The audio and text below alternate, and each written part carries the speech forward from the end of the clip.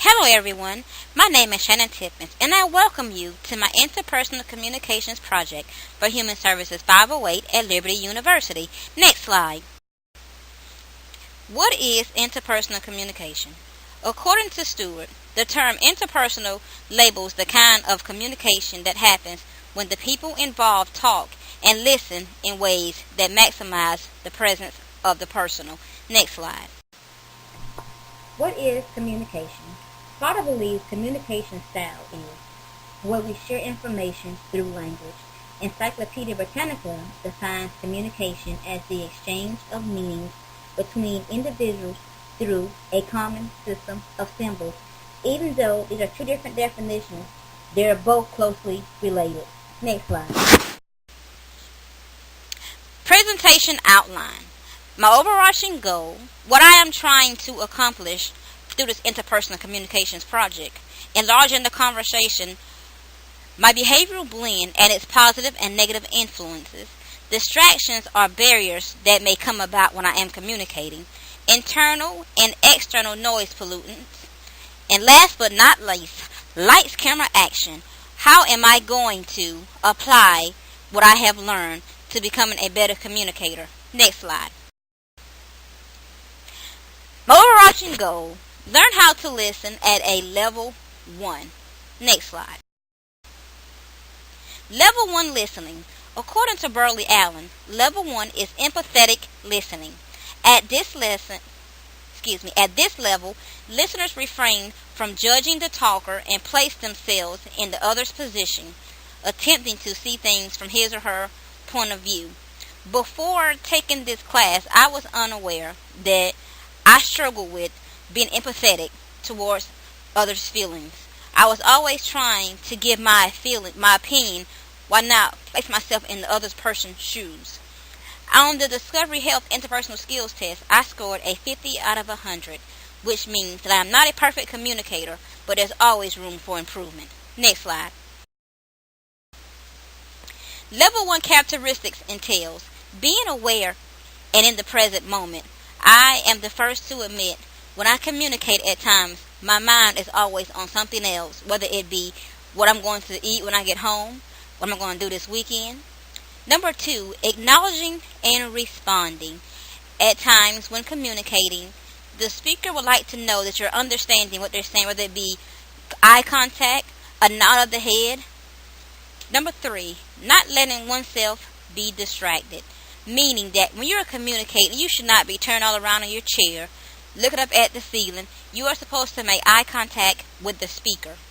Next, paying attention to the speaker's total communication, including body language. Concentrating on the speaker and not playing with your fingernails, looking in the book. Your total concentration should be on the speaker. Being empathetic towards the speaker's feelings and thoughts. Suspending one's own thoughts and feelings to give attention solely to listen. Despite how you may be feeling about what they may be saying, you are supposed to give them your undivided attention. Next slide. Enlarging the conversation. To me, that means understanding your strengths in communication while acknowledging your weaknesses and finding the skills to improve them so that you may become an effective communicator. Next slide. My behavior blend, DI or ID. My positive influences is that I am very energetic, I am very, very inspirational, and I am very direct and honest. Next slide. My behavior blend continued. My negative influences, I can be very demanding, very controlling, and at times I am very self-centered, want to give my opinion but I hear no one else's. I'm an overachiever. I'm fast-paced, and I can be very harsh while not being aware of it until someone brings it to my attention. Next slide. Distractions are barriers that may come about when communicating. Your feelings towards that person. You have to set your feelings aside and focus only on the conversation at hand. Despite what may have happened to you earlier that morning, you are involved in a conversation that might be very important to someone else, even to you. You have to set your feelings aside and focus only on the present moment. Impatience can be a barrier. Learn how to be patient. And just know that the conversation is going to come to an end at some given moment, and you're going to learn more than what you knew prior to the conversation taking place. Language could possibly be a barrier. Get a translator or write it down. I am very high-strung at times. I have to learn how to calm down while involved in a conversation. Multitasking is my number one downfall when I communicate. I find myself trying to do more than one thing when communicating. I have to learn how to stop working and focus only on the conversation at hand. Next slide. External pollutants that may come into play when I am communicating. The cell phone may ring. Television may have your favorite show on. The children may be in the background playing while you're trying to communicate. The radio may come on.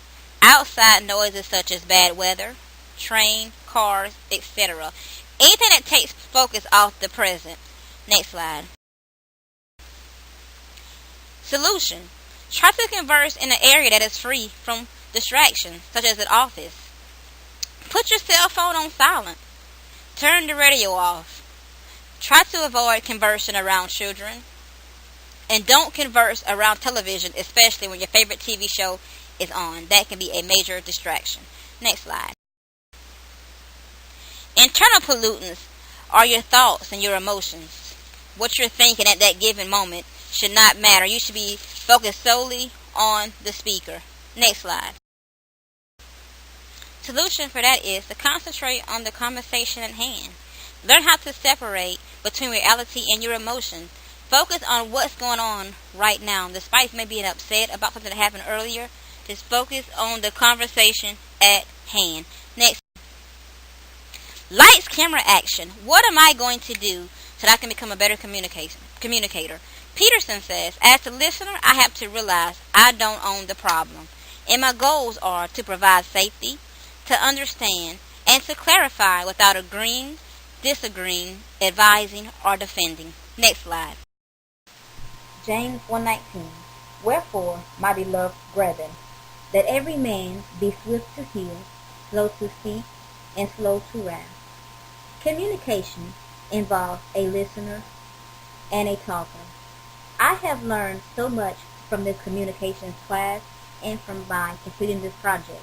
The Bible speaks highly of being a good listener and a slow speaker.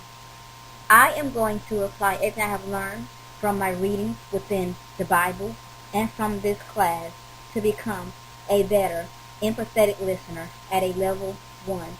I have enjoyed doing this project. Hope you have enjoyed listening. Be blessed. Thank you.